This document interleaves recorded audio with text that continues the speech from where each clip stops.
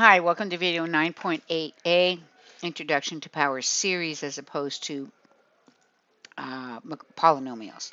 Okay, so now what we're talking about for the series, we're talking about an infinite series, we're talking about an infinite polynomial. The key thing here is that these series are going to contain x's. I'm going to pause for a second and pull that.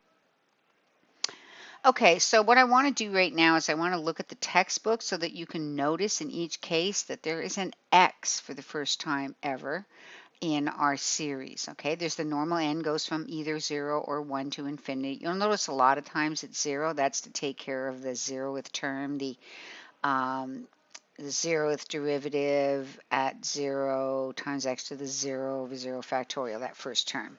Okay, but you'll notice there's an x every single time in every single one of these. There is a variable x. Okay, so that's what makes these power series.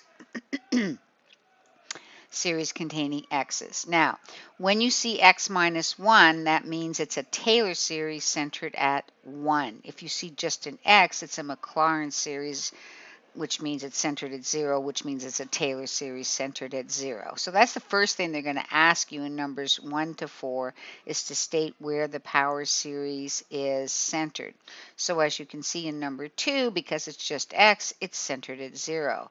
But in number 4, it's x minus pi, so therefore it is centered at pi. So this would be a good series to use to approximate the value of whatever the function this represents near pi. Okay. All right, so let's take f of x equals e to the x centered at c equals 0. So we know this drill. We know all the derivatives of e to the x or e to the x. And of course, and we're going to start using the notation, but now we're going to go to infinity, which is why we're going to go plus dot, dot, dot. All right, now obviously we're not going to write them all out because we'd be there the rest of our lives. So remember the formula. The numerator is the nth derivative at 0 because it's Maclaurin's x to the n over n factorial. So that's 1 over 0 factorial x to the 0, etc. You know how to do that.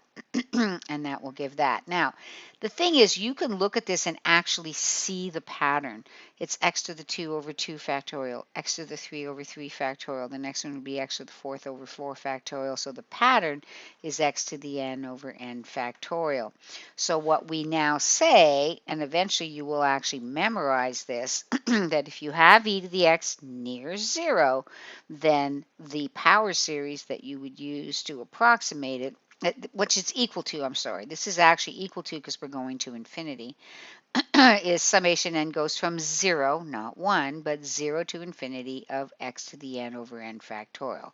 Make sure you don't write 1 because then you'd be missing that first term. It's x to the 0, which is 1 over 0 factorial, which is 1, which turns out to be 1.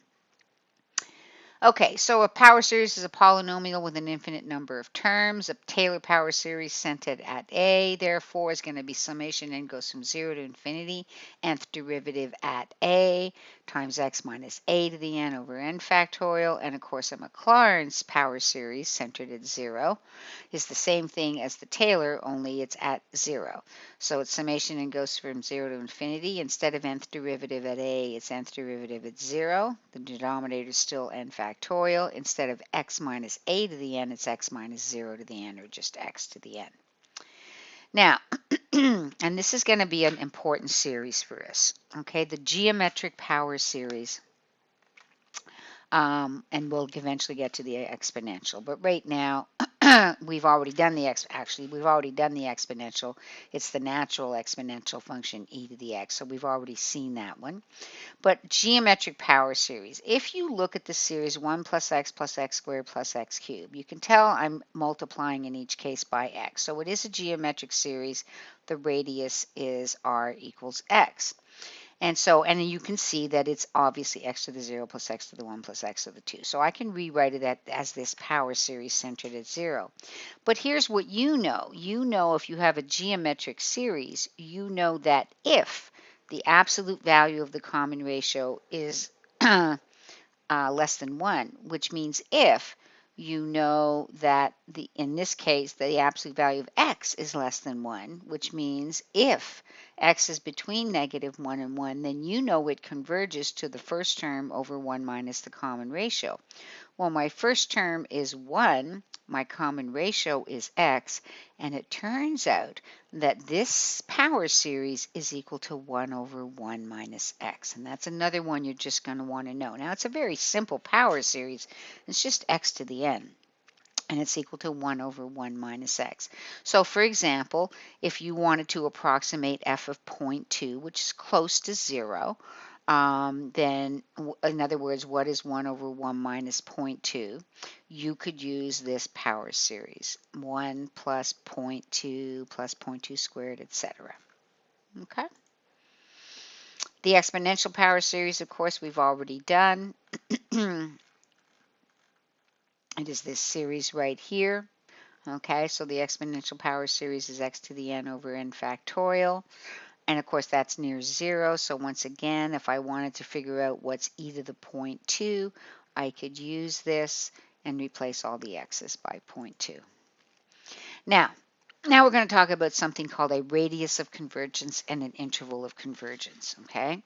We're going to be using the ratio test 99% of the time, and this is a very common question. What's the radius of convergence? What's the interval of convergence? So if you remember from your ratio test, as long as all your terms are non-zero, if the limit as n goes to infinity of the absolute value of un plus 1 over un is less than 1, then your series converges.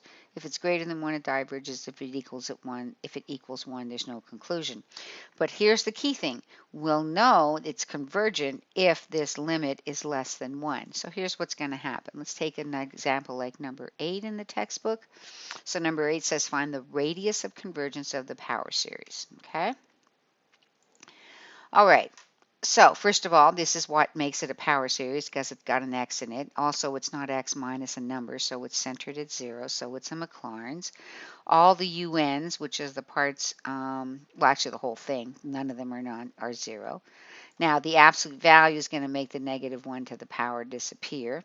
And then I'll have un plus 1, which is x to the n plus 1 over 2 to the n plus 1. I'm going to divide that by x to the n over 2 to the n, so I'll multiply by the reciprocal.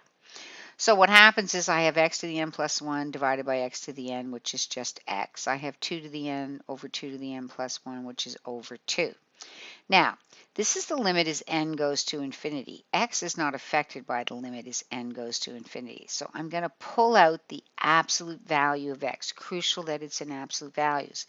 That'll leave me with absolute value of x times the limit as n goes to infinity of a half. Well, of course, that's just a half. So I have the absolute value of x times a half. We know by the ratio test that if the limit as n goes to infinity of absolute value un plus 1 over un is less than 1, then the series converges.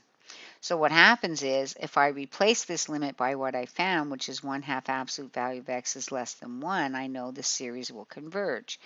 Isolate the absolute value, you'll multiply both sides by 2. That 2 is called the radius of convergence, which means this is how it works, okay? Remember, this is Maclaurin, so it was centered at 0. So what they're saying is as long as your x is between -2 and 2, then this series will converge.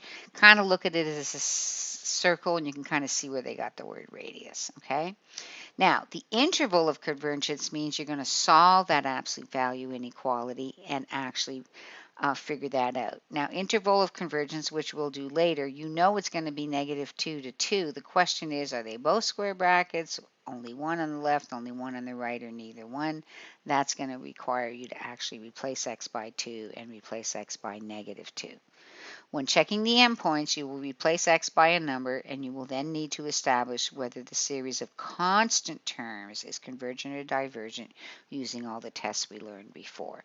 So let's actually do that. If I try x equals 2, because the question is, do I put a square around parentheses around the 2 and same thing around the -2? So if I replace x by 2, going back to the original equation, if I replace x by 2, that's 2 to the n. Well, 2 to the n over 2 to the n cancels out, and I'm left with -1 to the n, which of course the limit as n goes to infinity of that is not 0. So by the nth term test, this series diverges. So I do not get to include the 2. I try same thing with the -2. I replace the x at the very beginning with -2.